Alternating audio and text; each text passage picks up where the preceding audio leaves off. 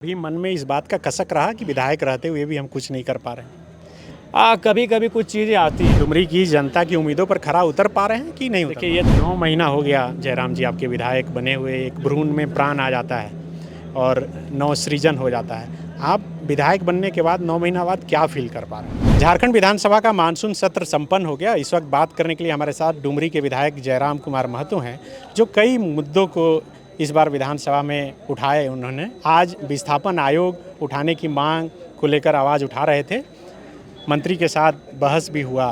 क्या कुछ जवाब मिल पाया? क्या लगता है कि सरकार बनाना चाह रही है? सरकार गंभीर मामलों में अगर इस प्रकार से गोल जवाब देगी, प्रक्रियाधीन है, सोच रहे हैं, बहुत जल्द कर लेंगे, नज़दीक पहुंच गए हैं, तो मुझे लगता है ये बहुत ही चिंता का विषय है। देखिए, विस्थापन को लेकर मैं इसलिए मुखर था और मैं गंभीर इसलिए था कि विस्थापन के क्षेत्र से मैं आता हूँ, मैं कोयलांचल की भूमि से आता हूँ और मैंने देखा है लाठियाँ बरसाते हुए लोगों पर देखा है, जबरन उनके घरों में ओबी डंप करते हुए देखा है, जबरन उनको गाँव से खदेड़ते हुए देखा है। यहाँ तक मैंने यह भी देख लिया कि सीने पे नहीं, कपार पे गोली मार दिया जाता है। एकदम दिन के उजाले में एक नौजवान को गोली मार के जान ले लिया जाता है विस्थापन के कारण। तो मैंने उन दर्द को देखा है, इसीलिए मैंने आज स्पष्ट कहा कि माननीय मंत्री जी, मैं आपकी बात से बिल्कुल भी सहमत नहीं हूँ। आपने पिछली बार भी 90 दिन का समय मांगा था, 90 दिन की सीमा को आप पार कर चुके हैं। इसलिए अब स्पष्ट कहिए, तारीख बताइए कि किस तारीख को आप विस्थापन आयोग का गठन करेंगे और तमाम जो विस्थापितों की समस्याएं हैं, चाहे वो 1950 से हैं, 60 से हैं, 70 से हैं या 85 से हैं या 95 से हैं, बैठकर उनका निराकरण करेंगे या स्पष्ट बताइए।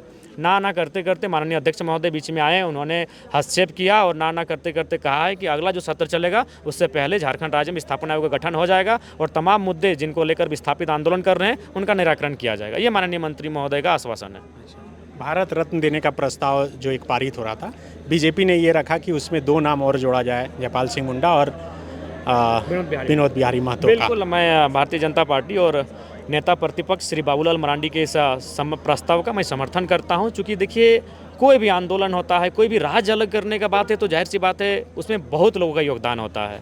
बहुत सारे नेता अलग अलग कालखंड में आके नेतृत्व करते हैं, अपना जीवन देते हैं, अपना बलिदान देते हैं। तो इसलिए मुझे लगता है कि आज अगर राज्य को आंदोलन के नाते अगर कोई भारत रत्न के लिए जा रहा है तो जयपाल सिंह मुंडा भी नहीं छूटने चाहिए और विनोद बिहारी महतो भी नहीं छूटने चाहिए। चूँकि अगर आंदोलन को जानना है तो आप 1939 से शुरू करिए। ऐसे 1928 में लिखित रूप से मांग हुई थी, 1912 में मौखिक रूप से मांग हुई थी, लेकिन अगर आंदोलन की बात कहें तो 1939 से आंदोलन स्टार्ट हुआ और कैप्टन बिना किसी विवाद के जयपाल सिंह मुंडा को मैं मानता हूं। जयपाल सिंह मुंडा के नेतृत्व में पूरे राज्य में आंदोलन चलने लगा। उस समय चूंकि आदिवासी समाज की भागीदारी मैक्सिमम थी, इसीलिए आदिवासियों का आंदोलन कहा जाता था। लेकिन जैसे जयपाल सिंह मुंडा की मृत्यु हुई, उनकी पार्टी झारखंड पार्टी का कांग्रेस में विलय हुआ, उसके बाद परिस्थितियाँ बदली और बागडोर रांची खूंटी से शिफ्ट हुआ धनबाद, बोकारो, कोयलांचल और इस बार बागडोर को अपने हाथों में लिया बिना किसी विवाद के कहेंगे विनोद बिहारी महतो ने।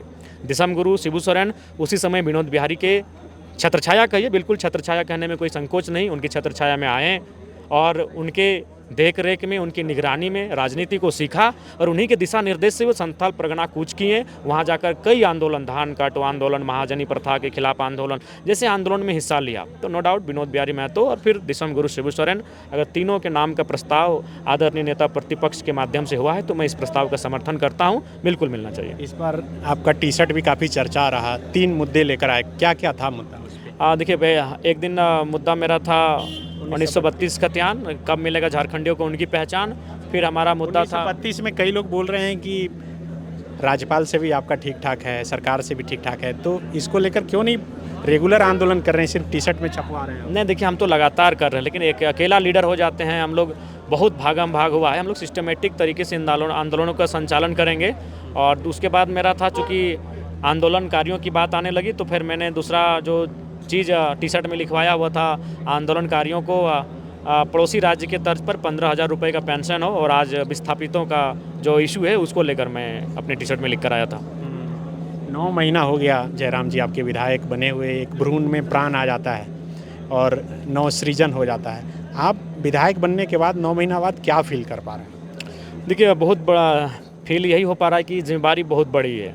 अपेक्षाओं का एक बहुत बड़ा पहाड़ हमारे सामने है और उस पहाड़ की जो वज़न है, जो उसे इन कंधों में भार लेने के लिए संघर्ष करना पड़ रहा है और उसी संघर्ष की दिशा में चलकर अपने आप को स्थापित करने का प्रयास कर रहे हैं। डुमरी की जनता की उम्मीदों पर खरा उतर पा रहे हैं कि नहीं उतर देखिए ये तो डुमरी की जनता कहेगी, क्योंकि अगर आप किसी आप भी सेल्फ सेटिस्फेक्शन हाँ, हम अगर सेल्फ कहें तो हम जहाँ भी जा रहे हैं 2-3 मुद्दों को, सिर्फ ज़मीन का मुद्दा छोड़कर, क्योंकि ज़मीन का मुद्दा वो मेरे कालखंड का नहीं है, वो जगन्नाथ महतो जी थे उस समय भी वो मुद्दा था, लालचंद महतो जी थे तब उस समय भी वो मुद्दा था, और शिवा महतो जी थे उस समय भी वो मुद्दा था। कई मुद्दे तो ऐसे कि 2002 में उनका बैठक हुआ है, 1994 में हुआ है, 2008 में हुआ है, 2016 में हुआ है। तो बस एक ज़मीन का मुद्दा, चूँकि वो भाई वर्सेस भाई का होता है, उस मुद्दे को छोड़कर बाकी जितने भी मुद्दे आए हैं, चाहे वो राज्य स्तर के हों, जिला स्तर के हों या राज्य के बाहर के हों, मैंने राज्य स्तर के कई बाहर के मुद्दों को सॉर्ट आउट किया, प्रवासी संबंधित मामलों को लेकर कई मैंने अन्य प्रदेशों में वहाँ की प्रशासन का सहयोग लिया, चूँकि मैंने अटैम्प्ट दिया। बाकी लोग अटैम्प्ट नहीं देते थे कि यार आउट ऑफ स्टेट